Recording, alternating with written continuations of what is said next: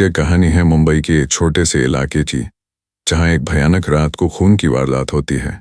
Inspector Raghav, जो एक होशियार और अनुभवी पुलिस अफसर है, इस केस को सुलझाने में जुट जाता है। शहर में एक अजीब सी खामोशी छाई हुई थी। अचानक एक गली में एक जोर की चीख सुनाई देती है। पास के मकान से लोग बाहर निकलते हैं और देखते हैं कि एक आदमी खून में लथपथ पड़ा है। इंस्पेक्टर राघव अपने दल के साथ घटनास्थल पर पहुंचते हैं। राघव बोला, यहाँ क्या हुआ? हमने बस एक चीख सुनी और बाहर आकर देखा तो यह आदमी यहाँ पड़ा था। राघव चारों ओर देखते हैं और खून के निशान का अनुसरण करते हुए एक कूड़ेदान तक पहुंचते हैं, जहां से एक खून से सना चाकू मिलता है। राघव अपने ऑफिस में बैठकर केस की जानकारी एकत्रित कर रहे हैं। राघव, हमें मृतक की पहचान और उसके संबंधों की जांच करनी होगी। देखना होगा कि उसके कोई दुश्मन थे या नहीं। इसी बीच एक कांस्टेबल आता है और राघव को बताता है कि मृतक का नाम रोहित है और वह एक व्यापारी था। राघव और उनकी टीम रोहित के घर जाते हैं।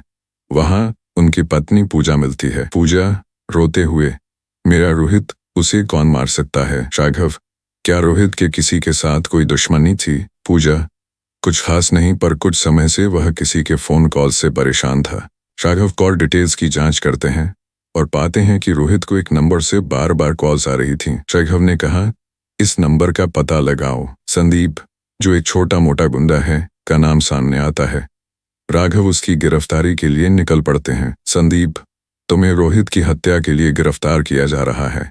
संदीप, मैंने कुछ नहीं किया। संदीप को पूछताछ के लिए लाया जाता है। सच बताओ संदीप, तुमने रोहित को क्यों मारा? मैंने रोहित को नहीं मारा, मैं तो बस उसे धमका रहा था क्योंकि उसने मेरे पैसे नहीं लौटाए थे। राघव, फिर खून किसने किया? राघव सोच में डूबे हुए हैं कि असली कातिल कौन हो सकता है।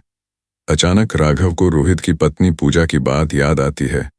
राघव, शायद हमें पूजा से और सवाल करने की जरूरत है। राघव दोबारा पूजा से मिलने जाते हैं। राघव, पूजा, सच सच बताओ, तुम्हें कुछ अजीब महसूस हुआ था रोहित के व्यवहार में? पूजा झिझकते हुए, दरअसल रोहित के एक दोस्त अक्षय से भी उसके झगड़े होते रहते थे। राघव अक्षय के घर पहुंचते हैं और उसे गिरफ्तार कर लेते हैं। अक्षय, मैंने रोहित को नहीं मारा। पूछताछ के दौरान अक्षय टूट जाता है। अक्षय, हाँ, मैंने ही मारा रोहित को। उसने मेरे बिजनेस को बर्बाद कर दिया था और मुझसे पैसे नहीं लौटाए थे। राघव केस की फाइल बंद कर देते हैं। राघव, कानून ने अपना काम कर दिया। अपराधियों को उनके किए की सजा मिल गई। इस प्रकार इंस्पेक्टर राघव ने अपनी सूझबूझ से इस रहस्य को सुलझाया और असली गुनहगार को पकड़ लिया। आज के लिए इतना ही। कल फिर मिलेंगे।